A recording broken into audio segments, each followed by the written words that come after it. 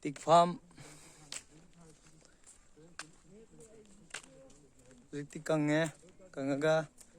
nông trồng bao rồi nông trồng bao rồi cả dễ pan lối nó xa đấy tik ngắt thế này tang zengi tik farm